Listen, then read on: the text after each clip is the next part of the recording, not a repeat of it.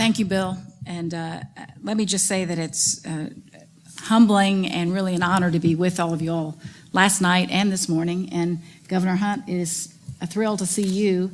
You may not remember this, but I started my career. Bill missed this part, but before I had all the senior titles, I started my career working for Governor Ned McWhorter in Tennessee.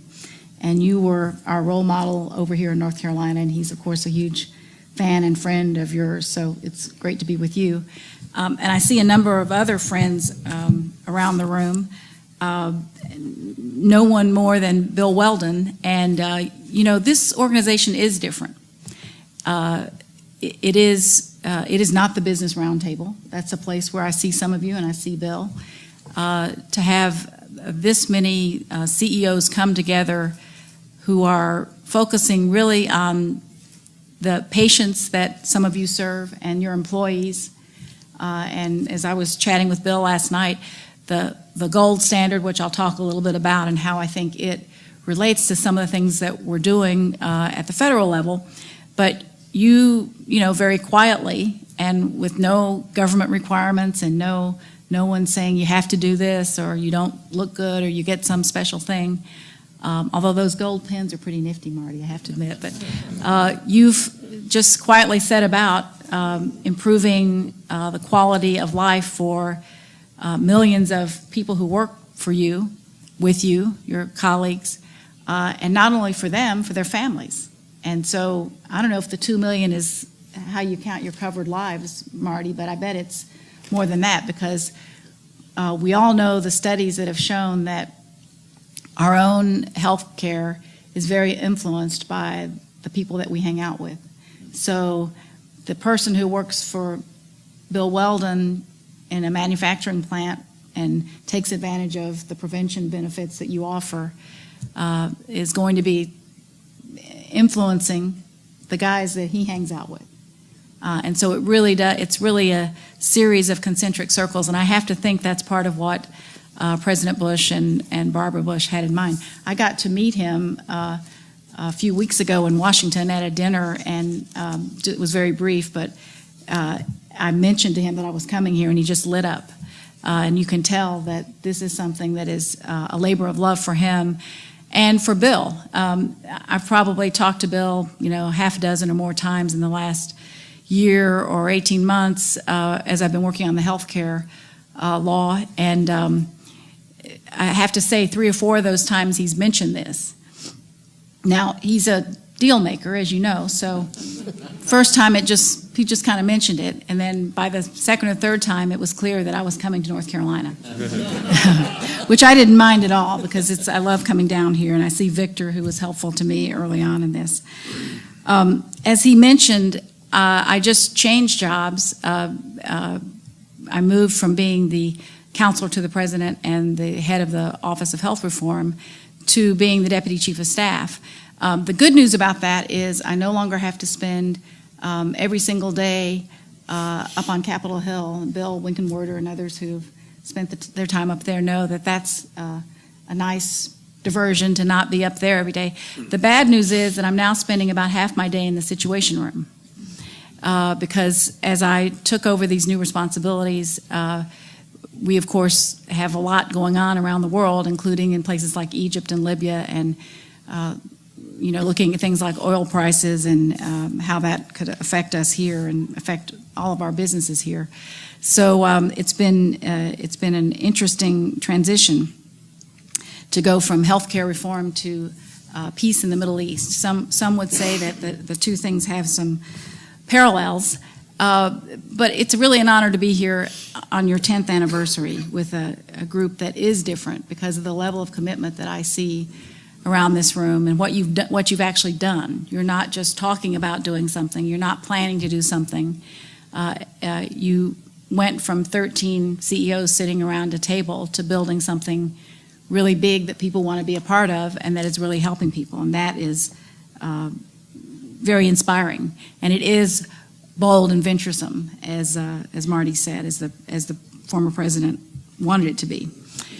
And speaking of bold and venturesome, That's one way of, I guess, characterizing. It's been a year since the Affordable Care Act was passed by Congress, almost a few weeks shy of a year. 2 years since President Obama started working on it, since I started at the White House in March of 2009, and about 7 or 8 decades since presidents first started trying to get everybody covered. In fact, the tax credits that are part of the Affordable Care Act, some of those elements actually owe their start to President Bush 41, who had a plan that had some of those elements in it. And I think that, just to set the table a little bit, for a lot of people, they think that this whole thing was just about getting everybody covered. And it's true that that was an element of it, and that's an element to solving some of the problems that we have to solve in this country. Ed and I were talking last night. Everyone wants to get rid of pre-existing condition exclusions. We all know somebody who's had difficulty getting health insurance, whether they're rich or poor, because they have someone in their family who has a pre-existing condition. They're in the individual market, even in a state like North Carolina where it works pretty well. Ed and his colleagues have to look at that market and say, people are likely to come, if they come into this market, to probably have an illness. The healthier younger people don't come in voluntarily. They just want to wait, and everyone else pays their costs. So those markets don't really work very well. We have to get everybody covered. So that certainly was an element of it. But from the very first time I talked to the president about this, he was focused not just on getting everyone covered, but on how do we lower the costs? How do we make health care and the high quality health care that many of us have access to and that we know our country can provide, how do we make that more affordable and sustainable for businesses and for government?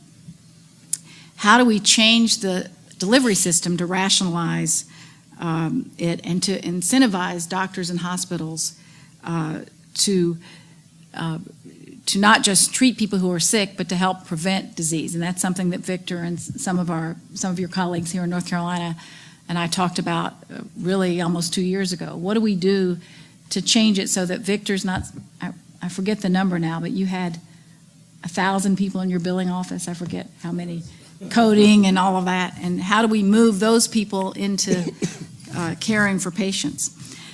How do we incentivize workers to and people to exercise, to eat right, to do the things they need to do to stay well, to avoid tobacco or to stop smoking if they're already smoking, to really get in a position so we can prevent the expensive diseases like cancer that deplete our resources and take such a toll on families and people everywhere. How do we do that? So everyone now is talking about healthcare reform as though it really had only to do with coverage. But I think, sitting here with all of you, it reminds me of the fact that this whole idea, the whole enterprise of healthcare reform really had its roots in how do we prevent diseases from occurring? How do we make sure that people who even have health care access already, because all of the workers in your companies do, how do we make sure they're getting the right kind of care at the right time and themselves being responsible and being motivated to be responsible? So it's been very difficult, though, as we move from actually enacting the law to implementing, because everyone agrees in principle that people should get covered, that there should be an individual responsibility to have coverage if you can afford it, that we should make affordable coverage available, that pre-existing condition exclusions should be banned. Everyone agrees with that in principle, that we should reform the delivery system. But those sorts of agreements start to fall apart when you try to get into the details. We've spent the past year really laying the foundation for the reforms that will take place in 2014, several years away.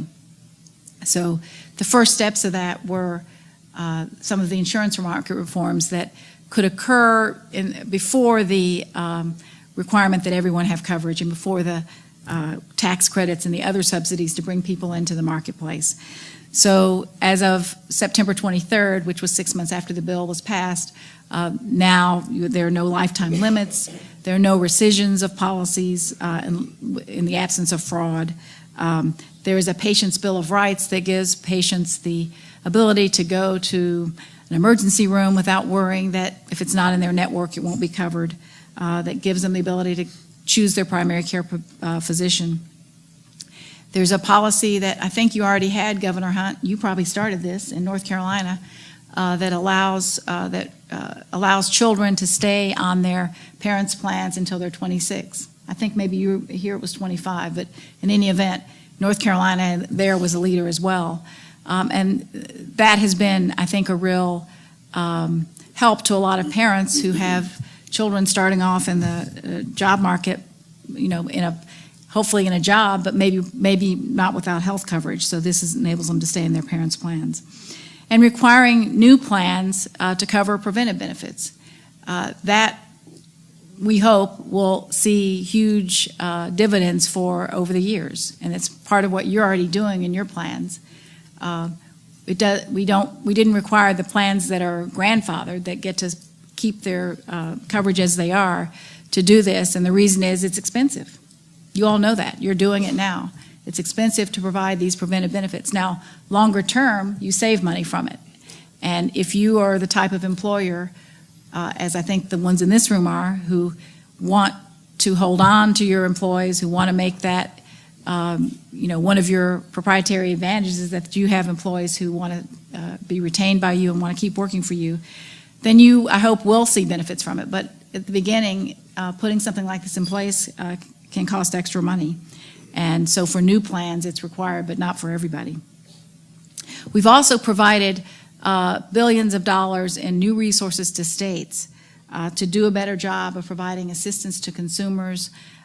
We've set up a terrific website, healthcare.gov, that, and I want to thank Ed and the others in the room who work with insurance companies, because they've been our partners in this, helping to set this website up that will make it possible for people to really comparison shop and see what's out there in the marketplace even before 2014, when the exchanges are set up and people can come in and look for affordable plans in the exchanges.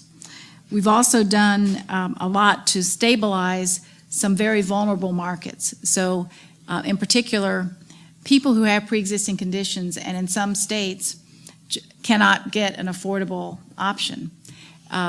There is now a pre-existing condition insurance plan available in all 50 states. It's not free. In fact, it's pretty expensive. But for people who can't get anything, there's now this plan that is subsidized by the taxpayers, so that if you have cancer, like the first enrollee was a lady up in New Hampshire who has cancer and hadn't been able to get coverage there. She now can pay, I think it's $8,000 a year, something like that. So she is subsidized to be at a standard rate as opposed to being at the rate that Ed or whoever would have to rate her given her pre-existing condition. It's a small program right now. It's probably about 15,000 enrollees for the whole country. That's because it's not cheap, and it's something that is really a bridge to 2014, when there will be more plans available and there will be tax credits and subsidies to help people. But putting all this together, already millions of people have been helped by some of the changes that have been made.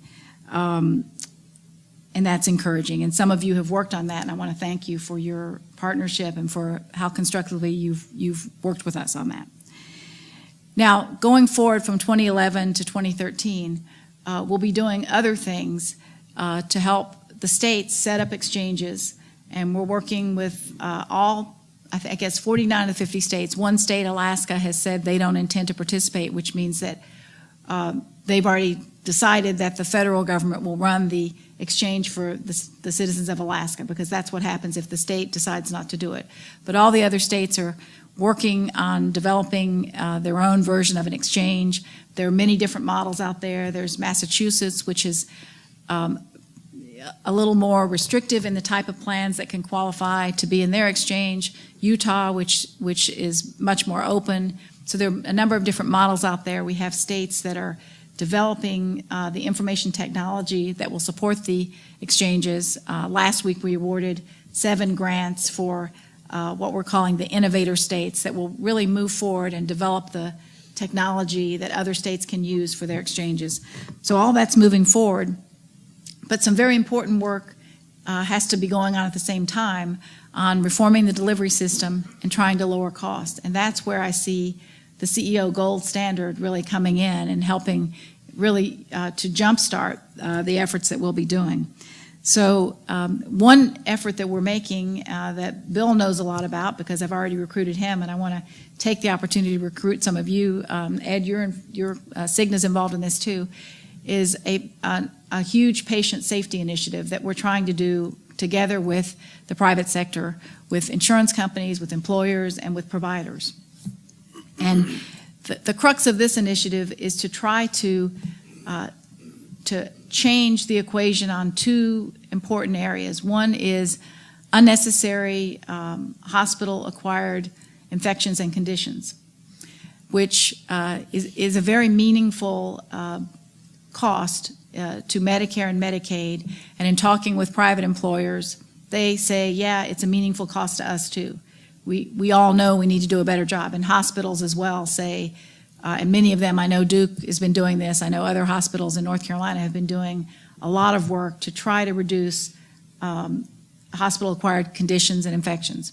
So what we're going to do is provide a lot of assistance to them and metrics, because in this law, starting a couple of years from now, all hospitals have to do a much better job and have to drop their hospital-acquired infections substantially. We're going to get ahead of that, work with them now to go ahead and start bringing it down. The other area is unnecessary readmissions, which are also a meaningful cost to Medicare, and from talking to private sector employers, it's a meaningful cost to you as well. We want to jumpstart those efforts together with hospitals and other providers around the country. And the 2 of those together, we estimate could save Medicare and private employers around $30 billion over the next 3 years, if we're able to reduce them by about 30 or 40%. So we're not talking about going to zero. We're talking about just reducing by 30 to 40%. Now, as I said, the Affordable Care Act says we're going to do this, but it's out in 2013 or 2014. What we've decided is let's get together with the private sector and try to send a consistent signal to the marketplace and start doing this sooner. Let's all agree. These are things we should all be able to agree on, that we should be able to do faster, and we'll provide technical assistance to hospitals, rewards to hospitals, incentives to them to do a better job and really move up and accelerate what we can do here. So that's one thing that we're going to work on, and we hope we can work together with you. As I said, we think the 5 pillars of your gold standard really match up with a lot of things that are in the Act. And I just want to tick off a couple of those areas, and then, Bill, if you have time, I'll take a couple of questions. So tobacco use is one that is really a stunning accomplishment on your part, and I know how hard it is.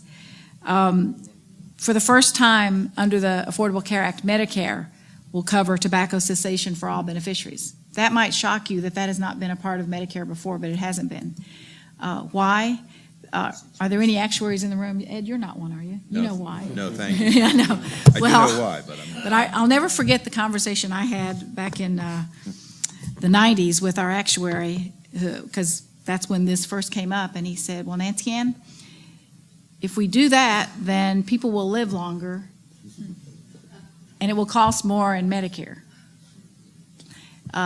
So this costs something to add tobacco cessation for all beneficiaries. But for the same reason that you're doing what you're doing, we all know this is the right thing to do, and it will save lives over the long term.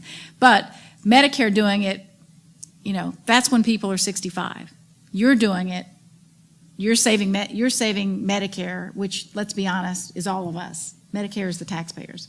So you're doing something that's saving all of us money, and we really appreciate that. Medicaid also will cover comprehensive tobacco cessation services, and all new insurance plans will be required to cover tobacco use counseling with no out-of-pocket cost sharing. And why that? That is something that is recommended by the U.S. Preventive Services Task Force. And so the new prevention benefits that have to be covered by all new plans are the ones that are recommended there. So if there's new evidence about things that should be covered, those will be added. Prevention, screening, and early detection. We think the coverage of preventive services, the law requiring all new health plans to cover recommended preventive services such as mammograms and colonoscopies without out-of-pocket cost sharing will be huge in this. Medicare will also be required to cover these, along with an annual wellness visit with a doctor at no cost. And there are new investments in prevention through the Prevention and Public Health Trust Fund. We've had something like a trust fund, obviously, for Medicare. We've had something like that for NIH. We've never had it for prevention before, and that's now been established as part of this law. North Carolina, for example, has already been awarded more than $16 million from this fund for prevention activities, such as implementing its tobacco cessation plan, HIV prevention, building the public health infrastructure. So those things are things that I hope all of us will see benefits from. We also are working to strengthen employer wellness programs, and you played a part in getting this in the law, and now we need your help in implementing it. We had a session at the White House, which Bill Weldon and some other employers participated in, who have done things like the ones you're doing around employer wellness to talk about the best practices and what can be done here. The law already allows employers to vary their employees' premiums by 10% based on their participation in wellness programs. This takes it up so they can do more than that. And we're in the process right now of working on what the rules will be around that, because there's some concern among some employee and consumer groups that this could end up resulting in discrimination, people who either can't participate, don't have the time to participate, or who have, for some genetic reasons, a propensity to have certain diseases could be discriminated against in these kinds of programs that allow you to use different premium levels. So we're working through that, but this is something that we support, and that we want to work together with you to make sure it enables you to do the things you're doing around wellness. With physical activity, there's also community prevention activities that are funded by the Prevention and Public Health Fund. And we also, I should mention the First Lady's Let's Move initiative, which is a private sector and public sector partnership working in conjunction with lots of companies around the country and states to really help reduce childhood obesity. And that's something that some of you have been involved in as well. With respect to diet and nutrition, there's actually some really big things in this law that no one's even talked about. One is, and I have to compliment the restaurant industry here, menu labeling. So I don't know about the rest of you, but my enjoyment of my caramel frappuccino decreased markedly when I went into my favorite place in New York to buy one. And I had been thinking, coffee has 0 calories, right? So yeah, there's a little whipped cream on top, but how bad could that be, Bill, right? And when they started putting the menu up there that told me how many calories it really had, I still have one occasionally, but I no longer am in denial about what I'm really doing when I'm doing that. And so the restaurant industry came forward and said, we want a common menu labeling standard in here to tell people about the nutritional content of the food that we're selling. When I first saw that in the bill, it came out of the Help Committee, I said, we're dumping this. There's no way. This is going to create all sorts of problems. And the staff said, no, you don't understand. The restaurant industry came together. This isn't, you're dating yourself. You're going back 10, 15 years ago when they didn't want this. People have moved forward. There are states and cities doing this now. they see a benefit to having a common standard. So they want the FDA to work with them and to set out a common standard.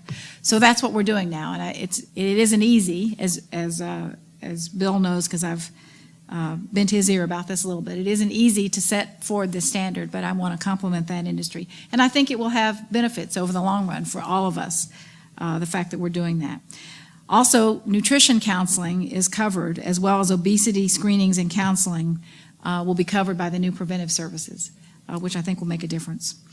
And then finally, and here's an area where you've gone beyond where the federal government is, beyond where the Affordable Care Act is, and that is with respect to quality treatment and clinical trials. And you are really leading the way and setting the standard there with your gold standard. We're not at that point yet, but the new law does prohibit insurers from dropping coverage because someone chooses to participate in a clinical trial, which sometimes happened before, or from denying coverage for routine care that they would otherwise provide just because an individual is enrolled in a clinical trial. And you know, again, not to date myself, but going back 12 years ago or so, Kathy Budo, who's a friend of mine and who works with Bill at J&J, she and I were involved in getting Medicare to do this. Medicare, back then, if someone was in a clinical trial, didn't cover the routine patient care costs because someone had decided it was too hard to, parse the difference, and maybe those things were experimental. And that was deterring seniors from participating in clinical trials, which therefore would deter or make it harder for those of you who are in the pharmaceutical industry to be able to tell us whether a new treatment would be helpful or beneficial to a senior. So it took a lot of work, but we finally got that done, and those kinds of efforts, I think, will pay dividends. But what you're doing takes it way beyond that, to make a commitment for clinical trials, and I want to thank you for your leadership there. So anyway, to conclude, those are a few of the ways in which I see us working together, and I'd like to just say that we're open for business. So if you have questions or concerns about how this is affecting your company or your business or your ability to do the things you're trying to do to help keep your employees well, I'd invite you to call me and let's sit down, because we really want to make sure that this works well for you who are leading the way and trying to do the right thing. You're already covering your workers, you're leading your communities toward this, and we want to make sure that this works for you. Thank you.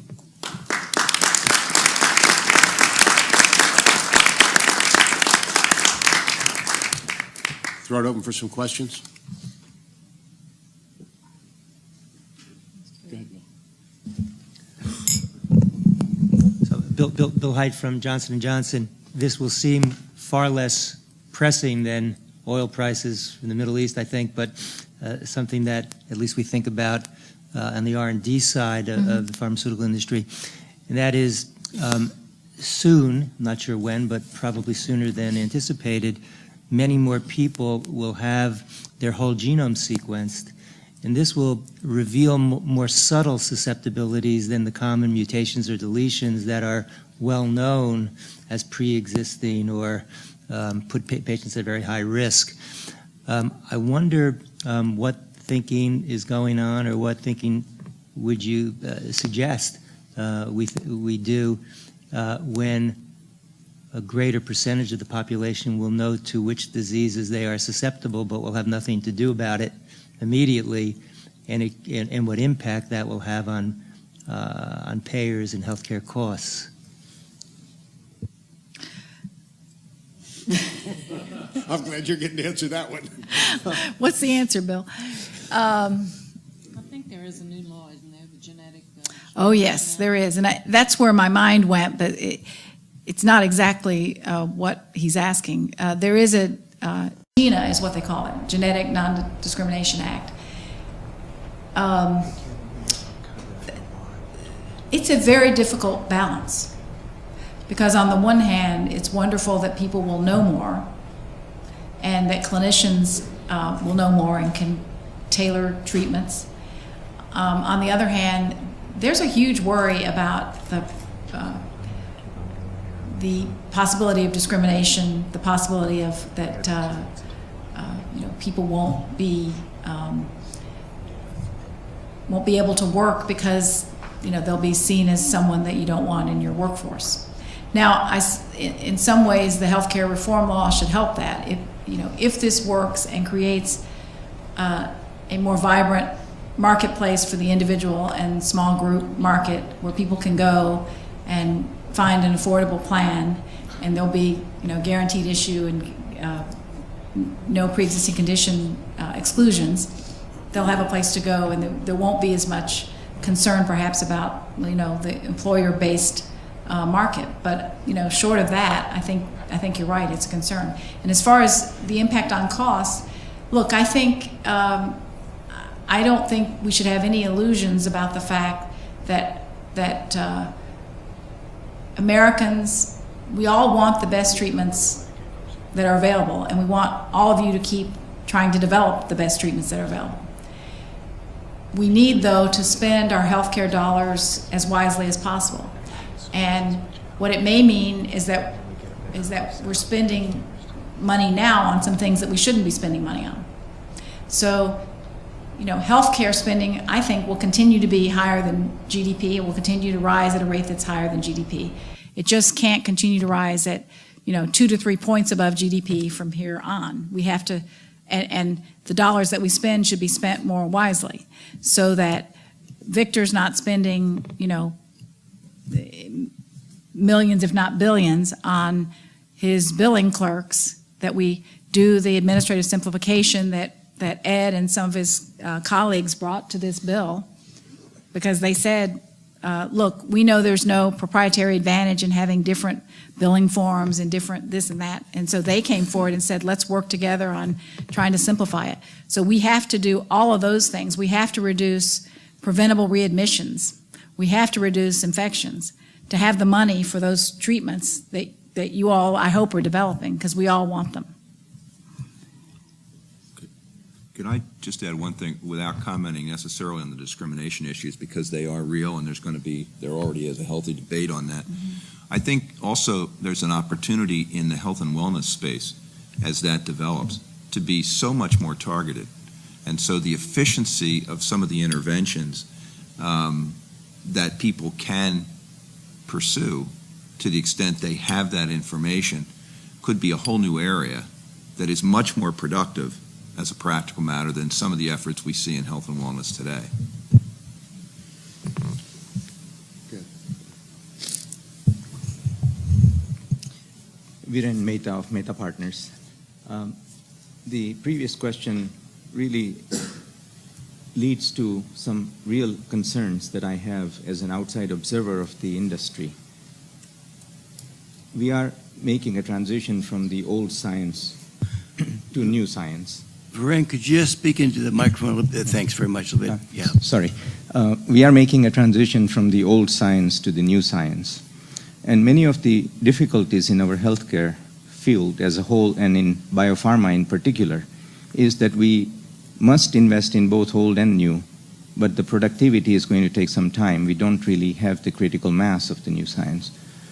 The world does not understand the challenges that face our industry. And many of the debate gets bogged down into the issues which are not addressing the fundamental concerns, where we should invest as a society and what can help the industry invest correctly. So you have a wonderful vantage point. I would love to hear from you.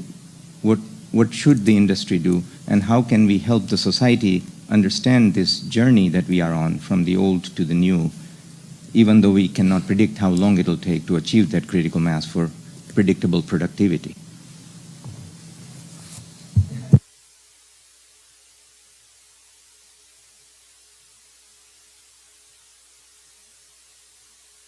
Victor, do you want to comment? Oh, no.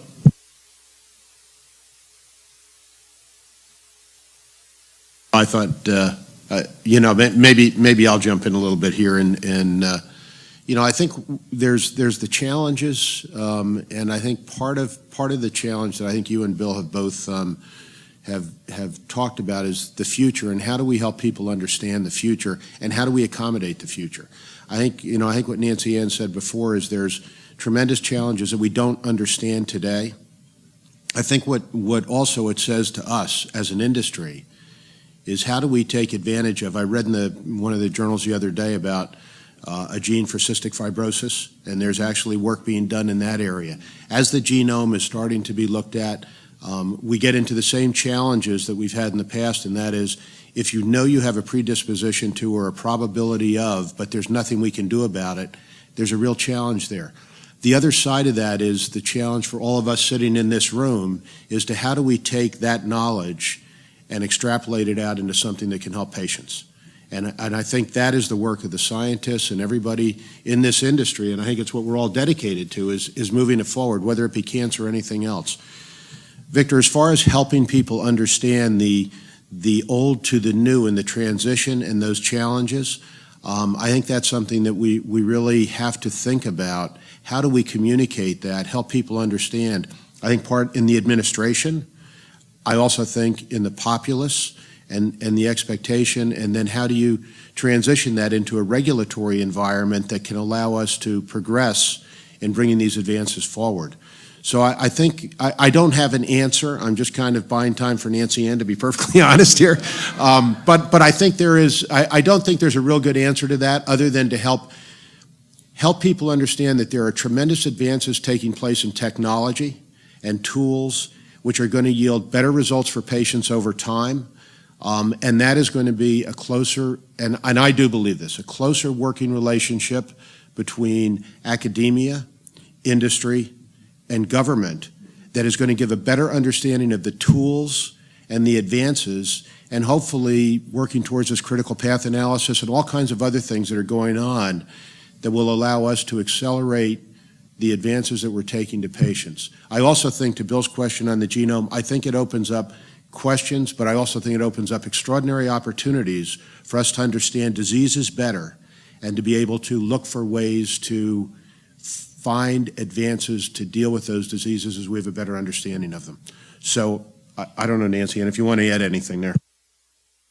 Well, I would just add that, yes, I see that as a huge challenge and an opportunity, and I think I don't think we've done nearly enough thinking about it in the government, and would welcome, sitting down with you and some of the other people in this room to talk about how we could do a better job, because I see the issue as a former investor myself. That said, I see such a huge gap between what we know in the old mode and what we're doing. And that's where I see what all of you are doing as having a huge advantage. So just something like tobacco. I mean, look at that problem and look at how far we have to go. Bill Winkenwerder and I were talking last night about the ship that you all are trying to make a difference on and the rates of smoking in that population. My mother died of lung cancer. I'd love to think that if she had an opportunity to work for one of you, she would have had a tobacco cessation plan that would have worked, and that wouldn't have happened. But there's so many, still so many people who are victims of that. So to me, we still have a huge opportunity on the old way as well. Nancy, can I just, one of the things that I would like to say that I think is so important for all of us is, when Nancy Ann says call her or to sit down and work together, and maybe we'll talk about that later, there's nobody that has an outreach and an interest in what's going on in our environment and the things we're doing and how we can work more closely together than you, I think. And I want to re-stress what she said, because it really is important. I think there is a learning and a benefit that we can gain by talking and dialoguing and working together. And you, better than anybody, have reached out to all of us and really been a kind of a leader in all that. Marty. Thanks, Bill. Really, continuing on that theme, Nancy Ann, first of all, thank you again for not only just being here, but for your truly desire to collaborate. And that's what I'd like to say, that the CEO Roundtable has no authority. That's the good news. It is good news. It has tremendous power. And its greatest power, Nancy Ann, in a way, is what you see here today. The power of convening around a principle that is indelible and that everyone subscribes to, the principle of the patient. How can we, Nancy Ann, help you? That's, I think, the message. If I were to ask every person here, there would be ideas that they'd like to have answers to. But in fact, if we distill all of those requests for answers down, they're going to be part of the solution, part of those answers, but so is our government. We, therefore, are here to ask you to tell us how we can be of service, and I mean that, of real service, to you. I know you do mean that, and many of the people in this room have already offered. And what I would say is, in the short term, you can help by doing things like, Ed has, Victor, others in the room, to come to us and say, hey, this doesn't work the way you think it's going to, as some of his colleagues have done, or how do we deal with this part of the marketplace that, isn't specifically addressed in the law, but will have a problem if we don't take care of it now. Raise your hand. That's what everyone in this room has done. By being here, you've raised your hand to say, that's a goal that I want to meet for my company, for my workers. This is something I want to do. And I would just ask you to do the same thing in the same public-spirited way with respect to this law. Tell us what works, tell us what doesn't work. Longer term, I think there are these issues about how we get from where we are today to the future with respect to the way the government works, the way we regulate the industry, and those conversations will be helpful as well. Perhaps in that same way, one of the things that the law does is enable the federal government really to rise up to and to achieve the CEO Cancer Gold Standard. Because the impediments that were heretofore in government, that impeded government because there is no smoke cessation practice, that clinical trials in several sectors of the government were problematic. Each of the 5 pillars had some provision that was not easily solvable in the federal structure. This law literally has removed each of those 5 impediments. So I would submit that we would love to work with you and under you to find ways in which the federal government could, with right, be proud, and all of us then celebrate the federal government becoming what the NCI, a part of the government, is already. It's gold standard accredited. What CVN 77, the USS George H.W. Bush, is working towards to become the first surface vessel of the United States Navy to become gold standard accredited. We believe the submarines are already a little bit ahead of them because of the smoke cessation that began January 1. But this is an achievable and laudable and lofty goal. But boy, would that set a standard where prevention, and Chris, you have been such a proponent and prophet of this, that prevention, whether it be in cancer awareness and cancer prevention or in other catastrophic diseases that sap not only life, but also tremendous resources like diabetes derived from obesity. Prevention is going to be such an important aspect of the healthcare scheme in the saving of funds, of taxpayer-supported funds. And if our federal government would take that lead with our help and under your guidance, we'd be there tomorrow. I agree, but I cast it a little bit differently, Marty, because I think actually you all are in the lead. I think if you hadn't done the things you've done with employer wellness, with the gold standard, with showing that these things can work, that it would be much harder for the federal government to do it. Bill's shaking his head because we don't necessarily, I know it seems like people in Washington just want to regulate, but it's not necessarily the case that that's that easy to do or that people want to. If you're not showing that these things can work, and it's an area, the beauty of this, of prevention and of cancer, is that it's an area, it really is a mom and apple pie area. It's something that everybody agrees on across the political spectrum. Nancy Ann, thank you so much for being here. And it's great to hear the emphasis that the Affordable Care Act is not only about coverage, but about quality and also about affordability. And I have a comment and a question. So the comment is that the intended consequence is already happening. In my world, I think we all recognize that, in fact, there's a seismic change, if you know, among the providers, right? I mean, just take readmission as an example. When we think about discharging a patient from a hospital, we now realize we better track that patient to the community, work alongside with community physicians so that their care is not handed off, but in fact, when they get sick, we were responsible for it as well.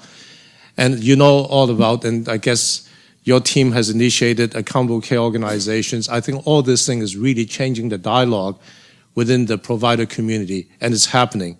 So irrespective of whatever, I think the intended consequences are actually being met with the way that we're looking at that the care that we need to deliver has to be better quality with low cost.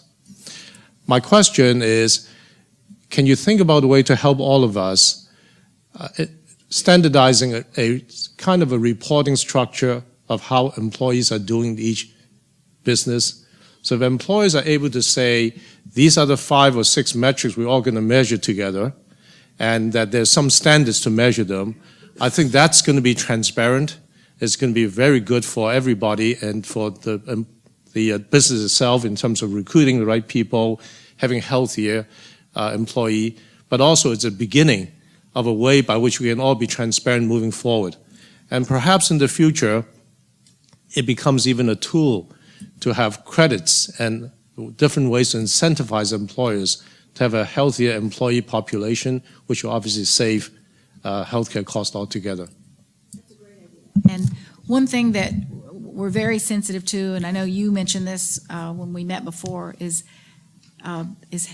trying to develop some common metrics so that there aren't, a proliferation of hundreds of different things that you're supposed to be trying to meet or various employers are trying to meet.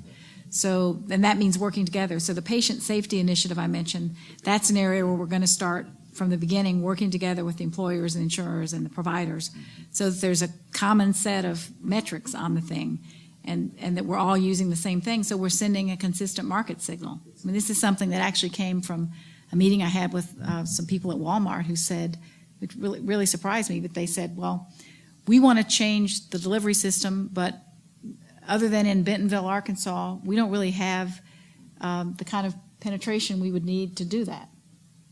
So we're not sending a consistent signal to the marketplace. Well, if there are some areas that all employers agree on, this is the kind of thing we want to be buying, and health plans want to buy that too, then we're all sending the same message using the same criteria. So it's scary because it's a big change, but it's also, I think, the right direction.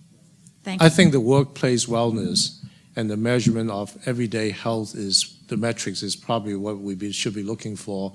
I mean, I think the inpatient stuff is very important, but I think if we can begin to just look at 5 or 6 or maybe 3 measurements for every business to say cigarette cessation is one of them and others, I think that would be really, that would be a seismic change, in my opinion, among the business community. That might be good work for the CEO roundtable. Yeah, that's what I was thinking, Victor. And the IOM's doing some work in this area. There's all these pockets doing work, and maybe what we can do is kind of see who's out there, distill it, get some thoughts and ideas, maybe talk to you, Nancy Ann, or the appropriate people, and maybe have a meeting and come together on that. And again, I know you know this, so it sounds patronizing, but if you develop something with the people around this table and you decide this works and we're going to start using it, that's huge, and that does move the market. But I think there is something that we've actually already developed, and I think I'd like to reinforce what Marty just said. I mean, the gold standard was based on a couple of very simple principles. One is that 60% of cancer is preventable. There are a lot of different risk factors, but essentially there are at least some that you can influence if you take a proactive approach. Smoking cessation, obesity, early detection. So that's why we came up with the 5 pillars. But there's another principle in here that is absolutely essential if this is to work, and I think this is where this is a principle that's missing in public health. And that is, it's called a CEO roundtable because it doesn't happen unless somebody actually gets behind it.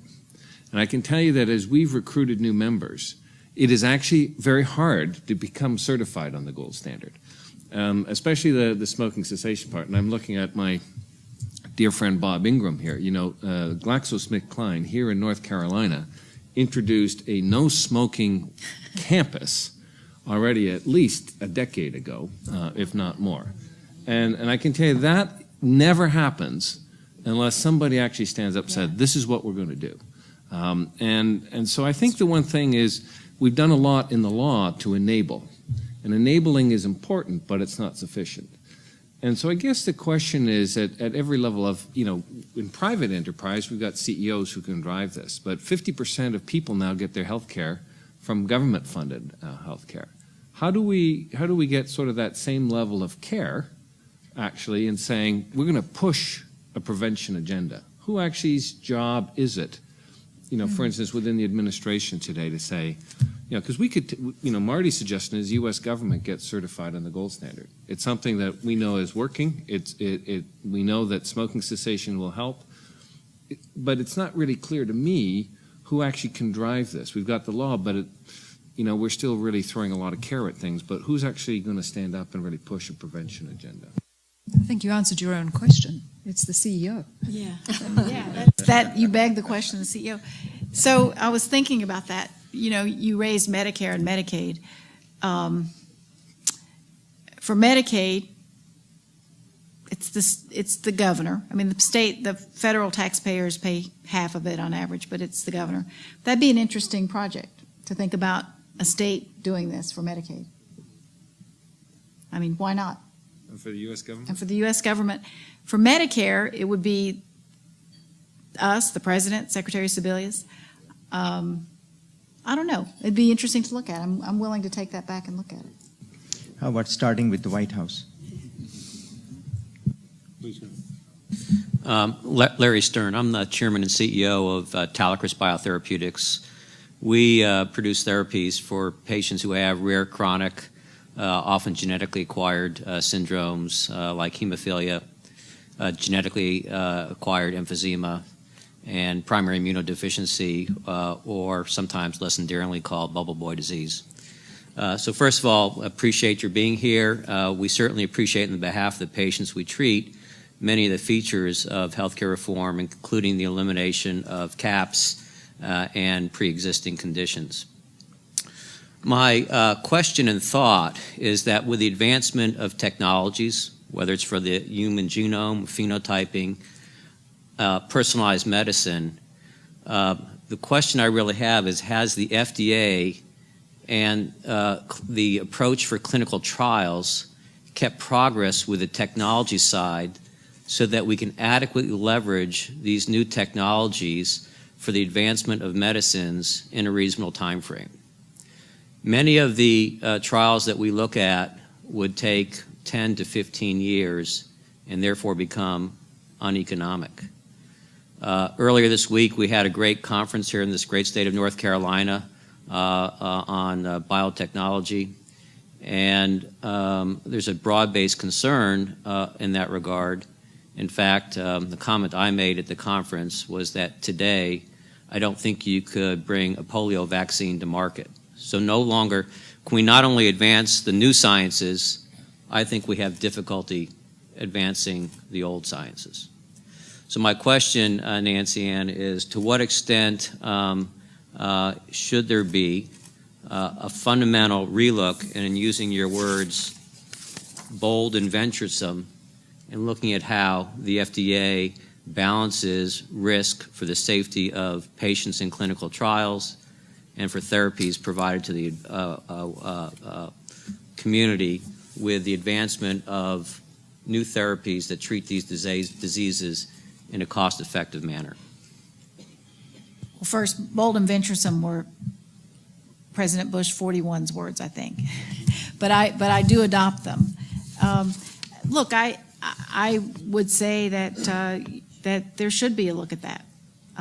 This has not been in my area of responsibility, but I'd be happy to ask Dr. Hamburg to meet with anyone in this room who wants to meet with the FDA. I think they are looking at some of the very same issues you've identified, but there's no question that both in the pharmaceutical and on the device side that there are a lot of concerns about that, and I suspect she shares some of them. So I really can't answer any more directly than that. Let's sit down and talk. Well, we would appreciate that. Nancy Ann, thanks for being here. You well know probably better than anybody that all this change in healthcare is very much tied up in politics, and politics have changed. And certainly the election last fall was a political event that changed the complexion of the Congress, especially the House.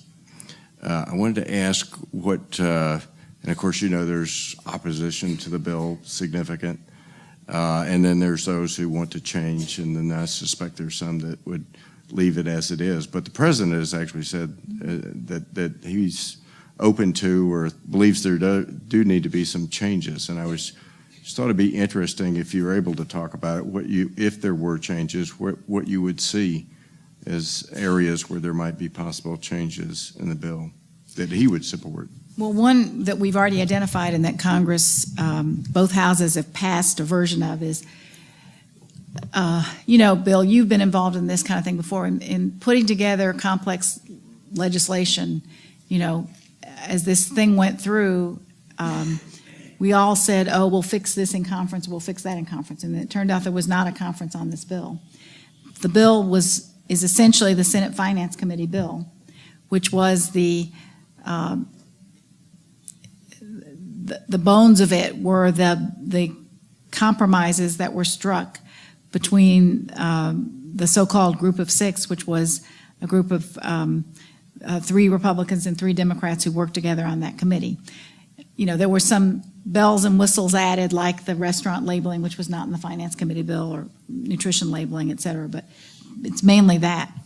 So in putting that together, they had some principles, and that's where the device tax and the various other taxes came from, that there was enough money in the healthcare system that we just needed to, and that everyone, all the parts of the industry would benefit from having everybody covered, but that we needed to, so they needed to pay something in to help get this paid for, because unlike the prescription drug bill that was enacted several years ago, this was paid for. So some of the things they did on the revenue side, like this 1099 requirement, requiring businesses to fill out 1099s on services for $600 or more, that's burdensome. Now, why is that in there? That was the only non-healthcare related tax that Group of Six would accept. So it got in there. Several months ago, the president said, this is silly, it's burdensome, let's get rid of it. Both houses have now enacted that, so presumably that'll come out. And there's some other things like that. I think the exchanges as they're set up, right now Medicaid is expanded up to 133% of poverty first in every state. And then the people above that are eligible to go into the exchanges. The president would have preferred to expand the exchanges. The reason why that didn't happen is because the Congressional Budget Office scored it as being much more expensive. And so when they put the bill together, they just said, well, we have to do Medicaid. So I think, we'd be open to working with states on doing that differently. Yeah, so there's a number of places that once we can start having those kind of conversations, I think we can work together to improve what's there. There are a lot of things we need to do, but we're just not in a position right now to have those conversations. It's just, it's in that mode. Hopefully soon we'll be having those conversations.